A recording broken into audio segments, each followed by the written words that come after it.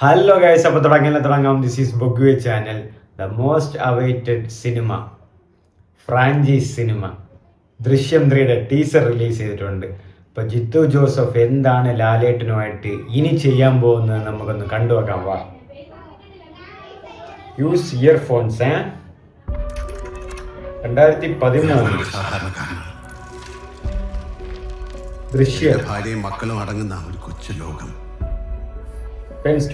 സ്വകാര്യതയിലേക്ക് ക്ഷണിക്കപ്പെടാതെ ഒരു അതിഥി വന്നു.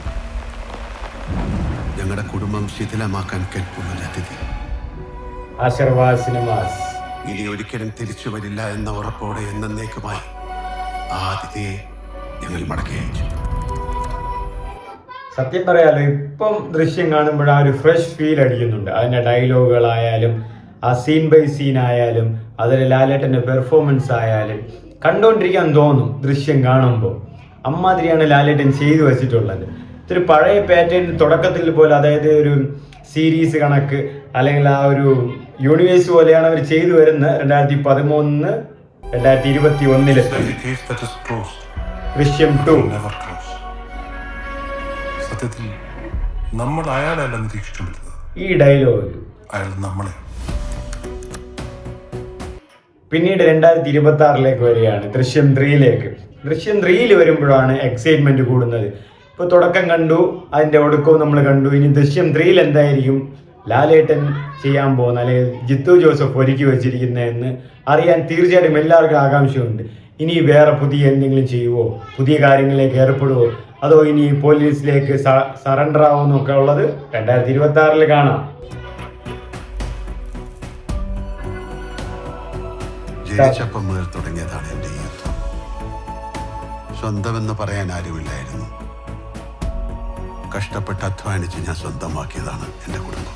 ഡയലോഗ്സ് ഒക്കെ അത് തകരുമെന്നൊരു ഘട്ടം വന്നപ്പോ മുന്നും പിന്നും ചിന്തിക്കാതെ പ്രവർത്തിച്ചു പോയി.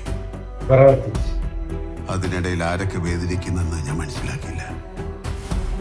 ഞാൻ പറഞ്ഞില്ലേ, ഇതില് ആ ഒരു ഡയലോഗ് കേൾക്കുമ്പോൾ തന്നെ നമുക്ക് ഭയങ്കര റിലേറ്റ് ആവും, ഭയങ്കര കണക്ഷൻ അടിക്കും. ഓ, ഇങ്ങനെ ആയിരുന്നു, അപ്പൊ അതുകൊണ്ടാണ് ലാലേട്ടൻ ഇങ്ങനെ ചെയ്ത്. ഇത് ഒരു ഈസി റോളാണ് ലാലേട്ടൻ ചുമ്മാ ചെയ്യും. നമുക്ക് ആ ഡയലോഗുകളിലൊക്കെ വേണമെങ്കിൽ നമുക്ക് തന്നെ ഈ ഡയലോഗുകളൊക്കെ എഴുതി കൊടുക്കാൻ പറ്റും ലാലേട്ടന് അല്ലെങ്കിൽ ജിത്തു ജോസഫിന്. കാരണം ആ സന്ദർഭങ്ങളും കാര്യങ്ങളൊക്കെ നമുക്ക് നന്നായിട്ട് അറിയാം.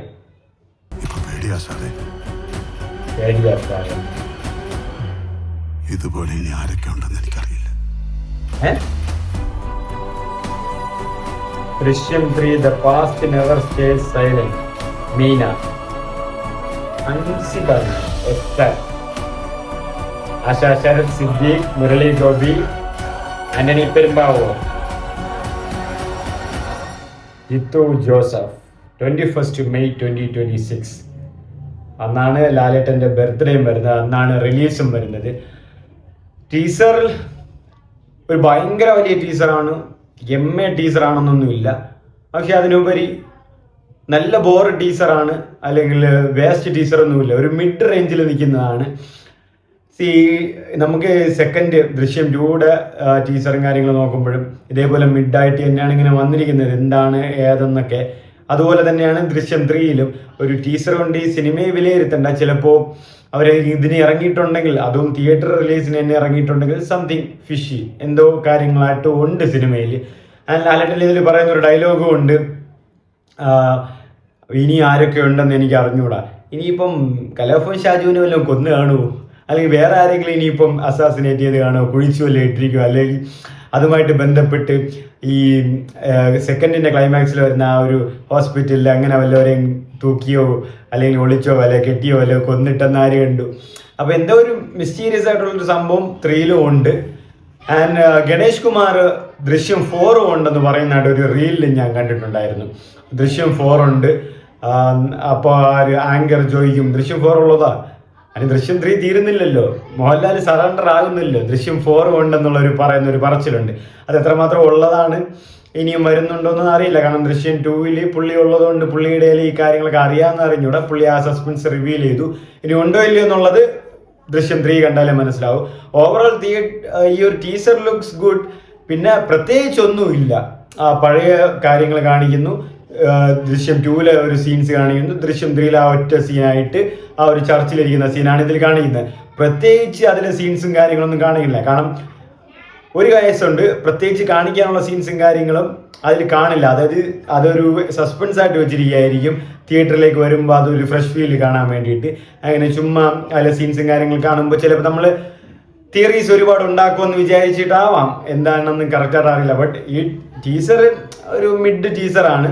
പ്രത്യേകിച്ച് കാര്യങ്ങളും ഇതൊന്നുമില്ല. അതൊരു പഴയ ദൃശ്യത്തിലെയും ദൃശ്യം 2-ലെയും കാര്യങ്ങളൊക്കെ ചേർത്ത് കോർത്തിണക്കി ദൃശ്യം 3-ലെ ഒരു ഡയലോഗൊക്കെ ചേർത്തുള്ള ഒരു ചെറിയൊരു മിഡ് ടീസർ. ശരിക്കും കാണിക്കുമ്പം ഈ ട്രോളിലൊക്കെ വരുന്ന പോലത്തെ സീരിയൽ മേക്കിംഗ് ഒന്നും ഈ ടീസറിൽ കാണുന്നില്ല. ബട്ട് ഇനിയിപ്പം എന്താണ് വരുന്നതെന്ന് കണ്ടു തന്നെ അറിയണം. കാരണം അത്യാവശ്യം ചെറിയൊരു ഹൈ മൊമെന്റ്സും കാര്യങ്ങളൊന്നും ഇല്ലെങ്കിൽ, കാരണം ഇതും കൂടുതലും ജിത്തു ജോസഫ് പറഞ്ഞത് അജാതി ഒരു എന്താ പറയുക ഇമോഷണൽ പടമായിരിക്കുവാനാണ്. അപ്പോൾ ഇത് ഈ ടീസർ കണ്ടിട്ട് ഒരു ഇമോഷണൽ റൂട്ടഡ് അങ്ങനെയാണ് പോകുന്നത് സിനിമ. കാരണം എന്തുകൊണ്ടും എൻ്റെ കുടുംബത്തിന് വേണ്ടി ഞാൻ നിൽക്കണമെന്നൊക്കെ ലാലേട്ടൻ പറയുന്നത് അത് നേരത്തെ നമുക്കറിയാം. ആൻഡ് ഫൈനലി പറയുന്നതാണ് ഒരു സസ്പീഷ്യസ് വരുന്നത്. അതായത് സിനിമയിൽ ഇനിയിപ്പോൾ ആരൊക്കെ ഉണ്ടെന്നൊന്നും എനിക്ക് അറിഞ്ഞുകൂടാന്ന്.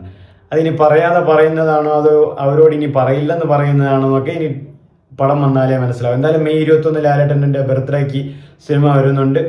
നോക്കാം, മിക്കവാറും ഇത് സക്സസ് ആയാലേ ദൃശ്യം 4 വരാൻ സാധ്യതയുള്ളൂ. ഇനിയിപ്പം സറണ്ടർ ആയും ജയിലിലേക്ക് പോകും എന്നുള്ളൊരു തീയതിയാണ്. അങ്ങനത്തെ ഒരു സെറ്റപ്പാണ് സിനിമ വരണമെങ്കിൽ. ദൃശ്യം 3-ൽ ഒതുങ്ങാനാണ് ചാൻസ് കൂടുതൽ. ബട്ട് എങ്ങനെയാണ് എന്താണെന്ന് പ്രൊഡിക്റ്റ് ചെയ്യാൻ പറ്റില്ല.